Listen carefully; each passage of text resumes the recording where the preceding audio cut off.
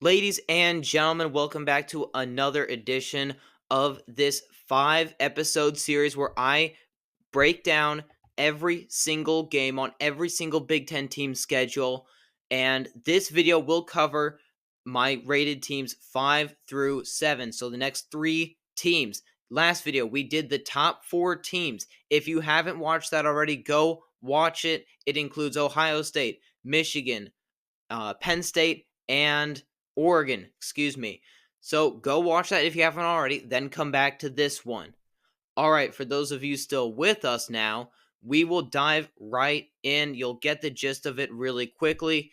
I have 3 swing games for each team. Swing games are games that I think could go either way, probably the most 50-50 games on the schedule. And I combine that with, in my opinion, the most impactful games where it is situated on the schedule and what have you. You guys will get adjusted to that pretty quickly.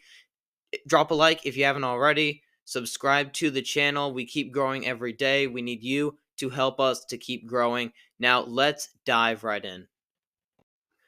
All right, so my 5th rated team in the Big Ten is the Rutgers Scarlet Knights. Who would have thought 3 years ago that the Rutgers Scarlet Knights would be here? But I project them to be here at a record of 9-3. Now, the purpose of these videos really isn't so that you get to hear me talk about Rutgers versus the Howard Bison, for about 10 minutes. That's not really what I want to do here. That's unfair to you guys, and that's just a lot of hassle for me. I'm going to be completely honest. So I'm going to talk about the 3 swing games, and I'll talk about a couple other ones. I'll glance over a couple others. So my 3 swing games for Rutgers: you travel to Virginia Tech, you travel to Nebraska, and you travel to Los Angeles to play Southern Cal. So let's go ahead and look at week 4 here. You're coming off of a bye. You will be 2-0 unless something catastrophic happens versus Howard and Akron. This Virginia Tech game is very interesting, and I have flip-flopped back and forth between them, but I look at Virginia Tech and I look at how Kyron Drones looks better each day, each practice, and I mean, he is such a he's the most dynamic quarterback Rutgers will face all year. Um, and that's saying a little bit much. They're going to face Dylan Raiola. They're going to face Millard Moss. They're going to face Tyler Van Dyke.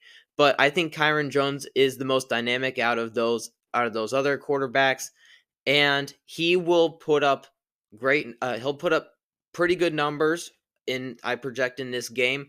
And I think Kyron Jones will beat and Virginia Tech because I think that they have one of the best running games in college football as well, similar to Rutgers in that sense.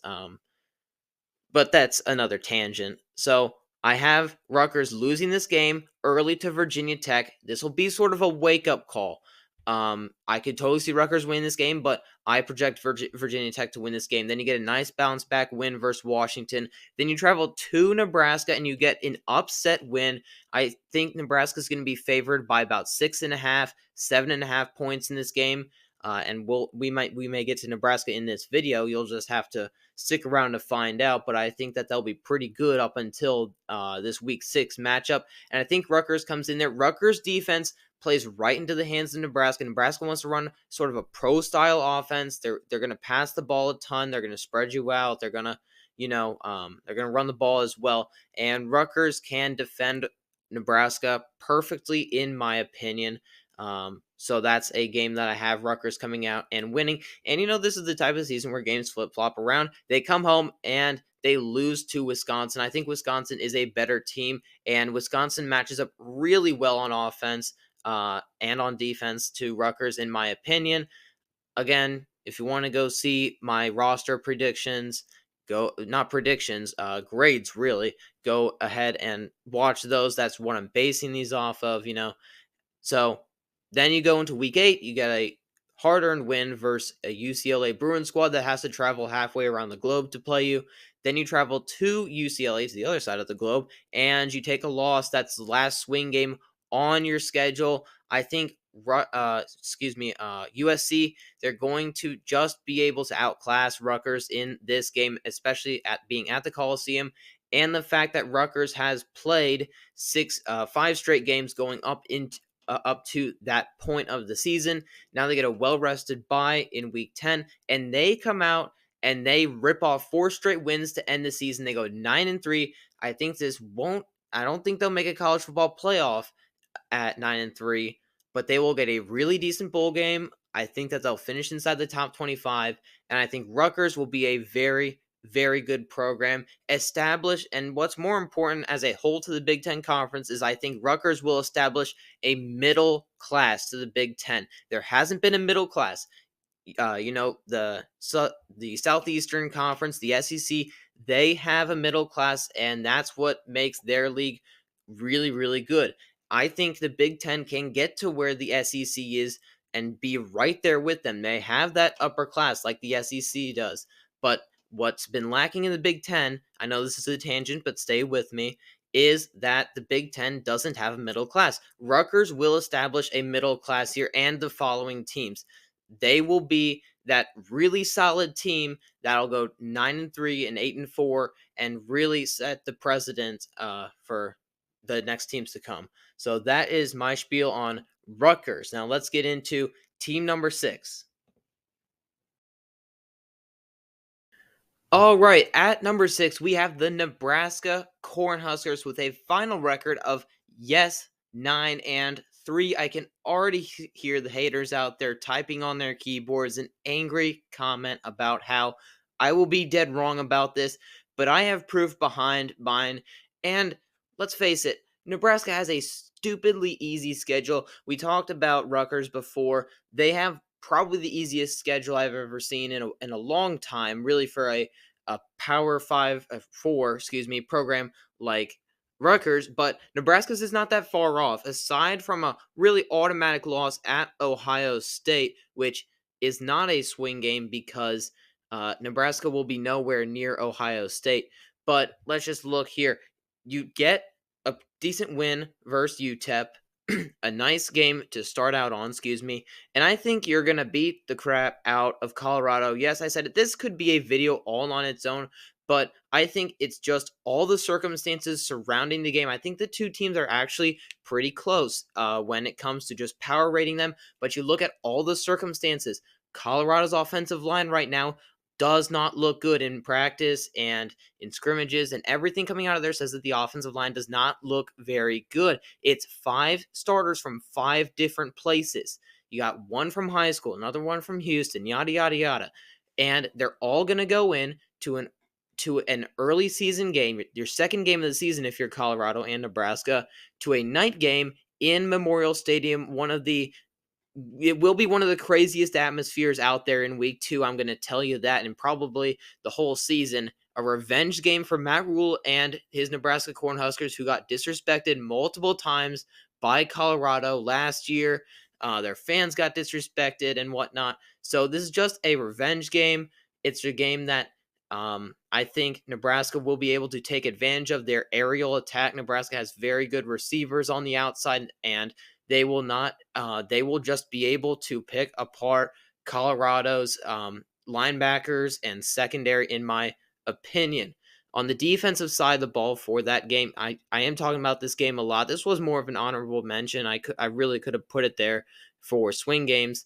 But you look at the matchup in this game will be Nebraska's defensive line versus Colorado's offensive line. Like I said, I think Colorado's offensive line will play terribly. I would expect multiple false starts just because of crowd noise, miscommunications, and whatnot. And Nebraska's defensive line, according to Phil Steele and multiple other outlets, is top 10 in the nation. Phil Steele ranked them as high as 5. I don't know if I would do that necessarily, but they are very deep. When they substitute guys out, there will be they will keep the bar high. So I think that, and besides that, I think Nebraska's secondary is also very good, and they will be able to keep up with Travis Hunter and Jimmy Horn. So enough about the Colorado game. I think you get a decisive win there. Illinois on a Friday night. It will be the 400th consecutive sellout. Congratulations to Nebraska on that front. I think you win that game. you go to Purdue. This is a trap game. I've seen people predict Purdue in this game, but I think Nebraska comes out on top. I think that they will be rolling and they will get that. Then they will run into a Rutgers stone wall. We talked about that game, so I won't address that further. Then you get a much needed bye week. You go 6 straight games without a bye week. You get that one. You play you regroup here. You play Indiana. You'll beat them, and then you'll take the automatic loss at Ohio State. I think you lose that one by about 14 to 17 points. It's going to be a bit of a setback, but you're still here at 5-2. I think you get a win at versus UCLA, excuse me. And then you hit that second bye. Coming off of that bye, I could very easily see them beating USC, but USC also is coming off of a bye that week, and I think USC will do just enough to win that game. And Nebraska comes out, and if they want any chance at any postseason, anything like that, they have to win these last 2 games. This is your last game of the season versus Wisconsin. That they basically beat them last year, if not for a couple fluky plays, and Wisconsin won the game. That was the story of Nebraska's season last year, and I think you beat Wisconsin. Then you go into week 14 at Iowa. This may be an unpopular opinion, but I think that Nebraska will beat Iowa in Kinnick Stadium. I do not like Iowa's quarterback situation right now. Cade McNamara, I've always said it, he sucks. He's not a good quarterback in my opinion, and he's just been proving my point all throughout the offseason, as he hasn't been playing very well at all. The videos coming out of the scrimmage, he doesn't look very good at all. And Brendan Sullivan is a quarterback at Northwestern last year that Nebraska demolished. He didn't have a chance versus Nebraska's defensive line. I think he was sacked upwards of 6 or 7 times, like Shedeur Sanders, versus this Nebraska defensive line, which only got better, by the way, and didn't really lose anybody. So I think that is the case with Nebraska. I think Nebraska will go 9-3, and let's be honest here, will start to maintain some relevancy. They've been relevant, even as a 4-loss team in recruiting and whatnot. So I think that they finally get over that win hump, and all streaks end eventually. Everyone knows that all streaks end, and their bull streak skid will end this year. All right, before we move on to the Iowa Hawkeyes, can I ask you guys a couple of things? Number one is to subscribe to the channel, as it is the best and most efficient way to support the podcast. Number two, comment your thoughts down below, whether you agree with me, disagree with me, or you just want to state your own opinion on a team. Go ahead and put it in the comments. Love the commentary down there. Number three, like the video. And number four, share it with a friend or two. We are 2 weeks away from college football. Cannot be more excited for it. And you guys should be too. So let's share it around, share the good news around that college football is back. And honestly, that's all I got to say for you guys. Iowa Hawkeyes. I have them going 9-3. Let's get right into it. Iowa State in week 2. I think that Iowa State's going to be a lot better than people give them credit for. They're the definition of a dark horse team in the Big 12 because literally no one is talking about them. So I think that this game will be a lot closer to the Cy-Hawk series. I think that the Iowa State game will be really close. I think that it's going to be decided by about 3 to 5 points. I still think Iowa's going to win that, though, and Iowa will start out 4-0 going into the bye week. Going to Ohio State, you're going to take your loss there. You come out, bounce back week, take out Washington.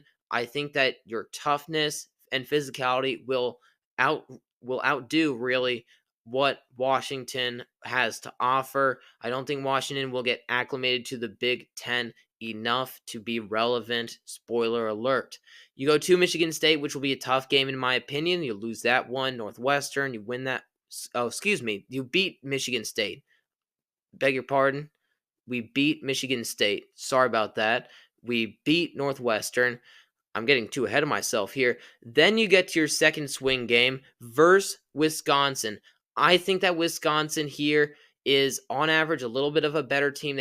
I think Iowa has a bit of a better defense than Wisconsin, but Wisconsin has a definitively better aerial attack and will use that to their advantage and take out the Iowa Hawkeyes.